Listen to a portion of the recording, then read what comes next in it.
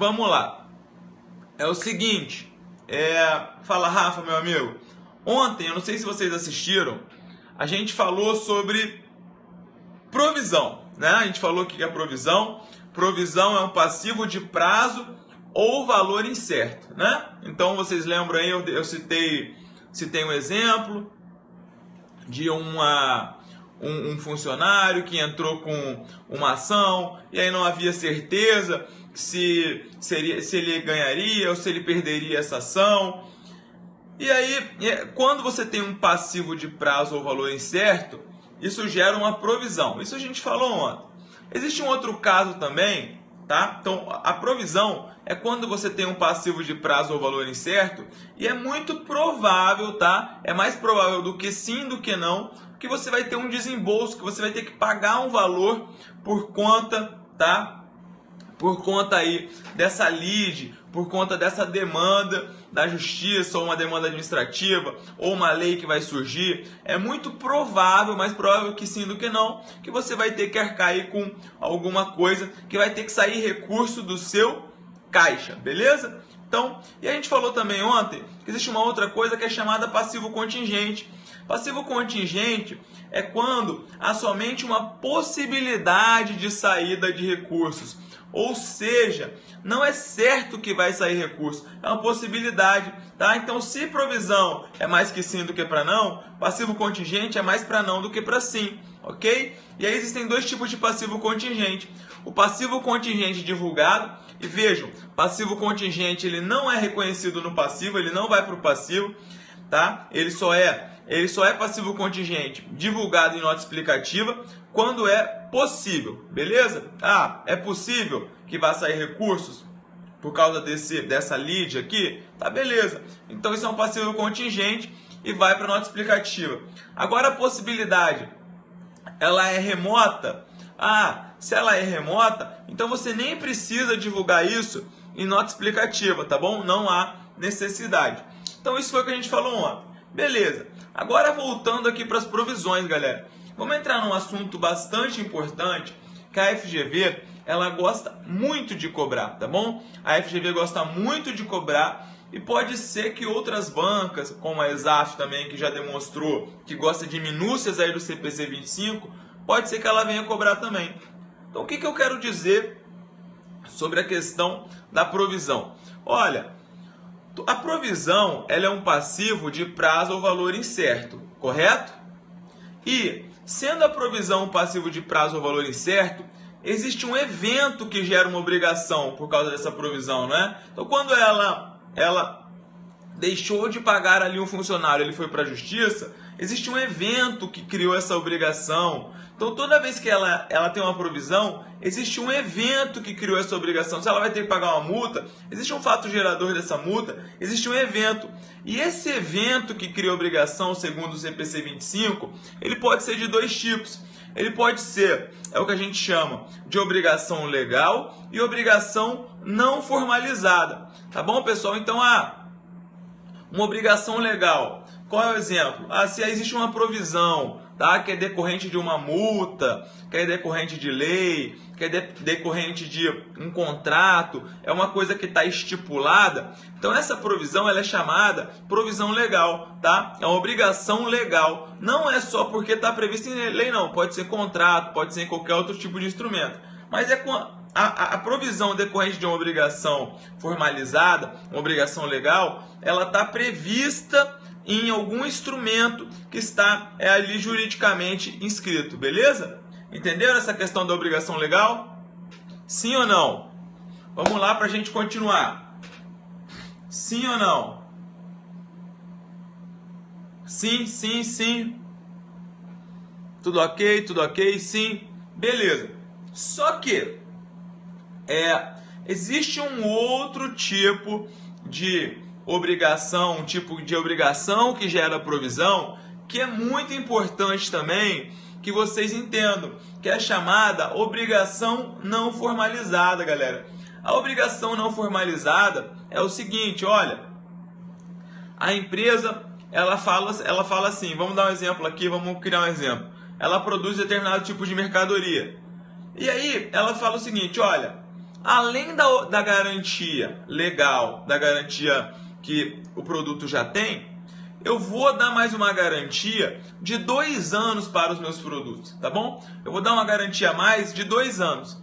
E aí ela tem uma estimativa de que ela não assumiu essa obrigação, ela só formalizou isso verbalmente. Ela fala, olha, quem comprar aqui vai ter uma garantia a mais de tanto, tá? Então, quando ela não formaliza, quando ela cria somente expectativas válidas, é quando ela fala, olha, eu vou fazer isso, e ela cria expectativas válidas em pessoas, e essa expectativa pode gerar uma obrigação para ela futuramente, isso significa, isso é chamado de obrigação não formalizada, entenderam? Então, quando surge uma obrigação decorrente de uma palavra, de uma obrigação não formalizada, uma coisa que ela se comprometeu, por exemplo, ela fala, olha, eu vou demitir tantos funcionários, e ela fala isso para os seus funcionários. Quando ela faz isso,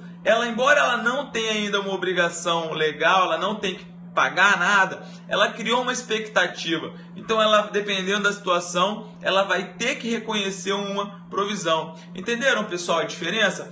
Porque a provisão decorrente de uma obrigação legal, ela vem de contrato ou lei. Quando ela é uma obrigação não formalizada, ela não vem de contrato ou lei. Ela vem de um compromisso que a entidade assume, ou então de uma expectativa que ela gerou em terceiros que seja válida, ok? E esse ponto, ele está sendo bastante cobrado pela FGV, e não vai me surpreender se ele for cobrado por outras bancas também, porque é uma minúcia aí bem interessante do CPC 25. Entenderam, galera? Entenderam? Vou mostrar para vocês aqui uma questãozinha para a gente poder treinar. Olha só.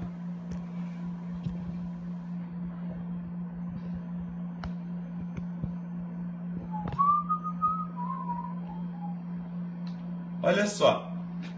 Primeiro vamos no CPC 25, que diz o seguinte. Olha, evento que cria obrigação. É um evento que cria uma obrigação legal ou não formalizada que faça com que a entidade não tenha nenhuma alternativa realista se não liquidar essa obrigação. Quando surge um evento que cria obrigação, tá? Isso aí é um comentário nosso, não é do CPC. Quando surge um evento que cria obrigação, a empresa deve reconhecer, contabilizar um passivo ou uma provisão. Um evento que cria uma obrigação pode se originar de obrigação legal ou obrigação não formalizada. Vejamos as definições conforme o CPC 25. Aí fala, obrigação legal. Caiu, galera? Caiu? Estão de volta aí? Estão aí? Estão aí? Alguém na área? Então vamos embora. Beleza. Então, obrigação. Beleza, então vamos embora. Obrigação legal é uma obrigação.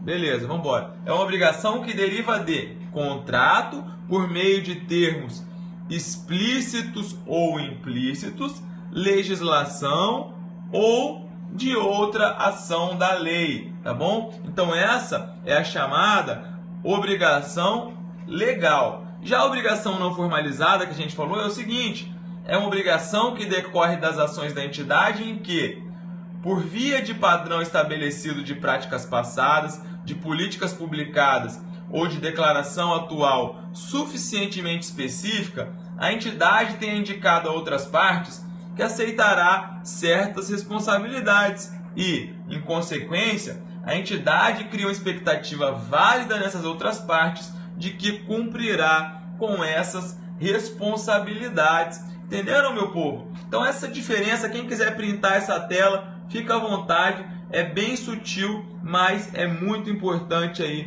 para vocês entenderem, beleza? Então vamos para a nossa questão, uma questão que a FGV cobrou recentemente, para que vocês possam entender melhor. Olha só o que diz.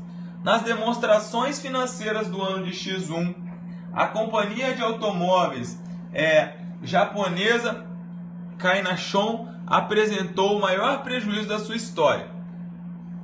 Pressionado pelo Conselho de Administração, o presidente da companhia apresentou um plano de reestruturação. Encerramento das unidades deficitárias nos anos de X2 e X3. Programa de demissão da metade dos executivos com início 1/1 de X3. Construção de um prédio administrativo. 4. Encerramento do contrato de aluguel. Cai na show, foi engraçado. Encerramento do contrato de aluguel do prédio administrativo no momento em que o novo prédio ficar pronto. Ok? Considerando que todas as medidas. Para de rir aí, galera. Considerando que todas as medidas foram aprovadas pelo Conselho de Administração no primeiro semestre de X2, deverão ser provisionadas no balanço do segundo trimestre de X2 as seguintes medidas. Então, a primeira coisa, galera, encerramento das unidades deficitárias nos anos de X2 e X3, ok? Então, eu quero que vocês olhem, quando vocês fecharem isso aqui, vocês leiam o exemplo do item do CPC 25, exemplo 5A e 5B, beleza? Porque fala o seguinte, olha, se você aí tomou uma medida, você vai encerrar uma unidade deficitária e você vai ter gastos, você vai ter passivos de prazo dos valores incertos decorrentes do encerramento dessa unidade, existem dois tratamentos que são previstos no CPC, galera. Então, Rafa, anota aí.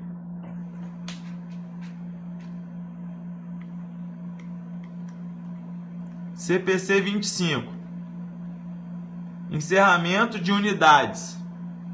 Tá? Então, os exemplos são o 5A e 5B. Isso aqui é importante. O que o CPC fala? Olha, se você vai encerrar uma unidade e houve comunicação e começaram a ser implementadas as medidas, tá? As medidas para encerramento dessa unidade, isso vai gerar uma obrigação, e essa comunicação, essa implementação, elas foram antes do balanço,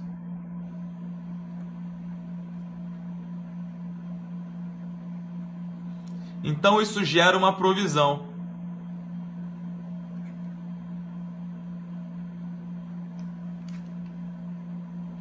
Se não houve comunicação, implementação de nada, tá? Antes do fechamento do balanço, então isso não gera uma provisão. Então vocês olhem o exemplo 5A e 5B, tá bom? Do CPC 25. Então, encerramento das unidades deficitárias nos anos de X2 e X3. Então, na nossa questão, o presidente aí, ele apresentou um plano de reestruturação que foi aprovado pelo Conselho de Administração.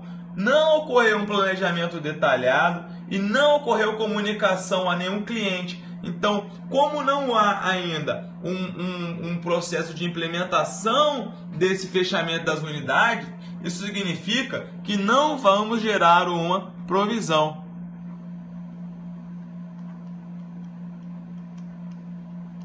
Só geraria uma provisão se a questão fosse bem mais clara no sentido de dizer, olha, encerramento das unidades deficitárias nos anos de X2 e X3. Então, a unidade que ela for deficitária em X2, a gente não sabe, porque essas medidas não foram tomadas ainda, porque ele quer saber no balanço do segundo trimestre, você não tem provisão, porque isso vai ser feito posteriormente. Beleza, galera? O que mais? Programa de demissão da metade dos executivos. Opa, saco. Programa de demissão da metade dos executivos com início em 1/1 de X3. Então, o presidente da companhia apresentou um plano de reestruturação que foi aprovado pelo Conselho de Administração da empresa. Beleza. Portanto, os funcionários com os executivos, o Conselho de Administração, eles é composto por executivos, eles já têm plena consciência de que metade desse efetivo vai ser demitido. Então eu faço uma pergunta. Isso gerou expectativa nessas pessoas, galera? Gerou expectativa nesses executivos essa possibilidade de demissão? Sim ou não? Sim. Então aqui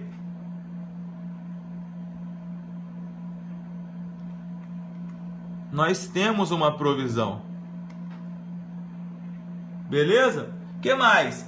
Construção de um prédio administrativo. Galera, se você está construindo um prédio administrativo, um prédio é o quê? Onde que ele fica contabilizado na entidade, galera? O prédio.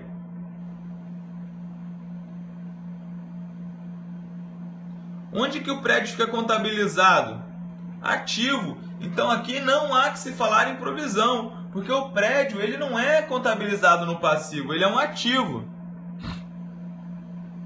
Então não gera provisão também. E aí, 4. Encerramento do contrato de aluguel do prédio administrativo no momento em que o novo prédio ficar pronto.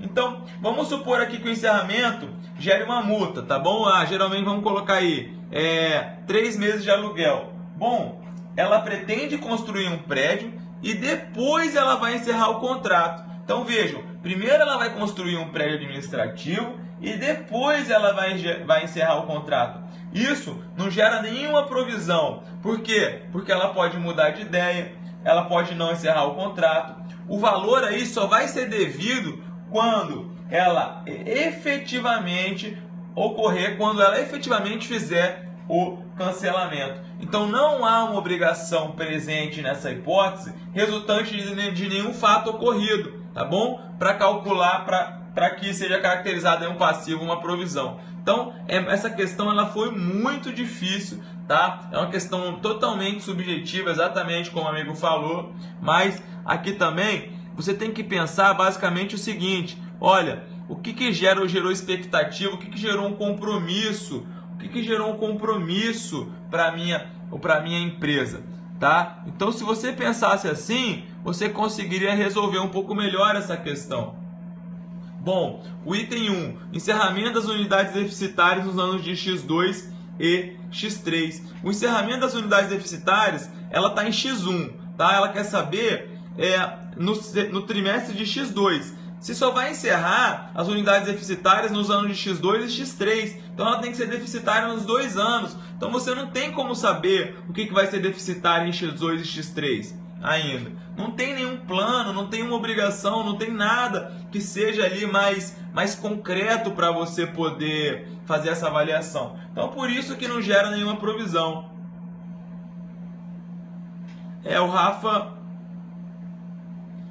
e aí a resposta fica somente no item 2, ok? A construção de um prédio administrativo, se fosse em X1, sim. Se fosse em X1, sim. Aí nós teríamos, sim, uma provisão, porque uma unidade deficitária é uma coisa que aconteceu, você sabe quais são, você pode estimar, você tem aí todo um embasamento melhor para você fazer isso daí. Entenderam, galera?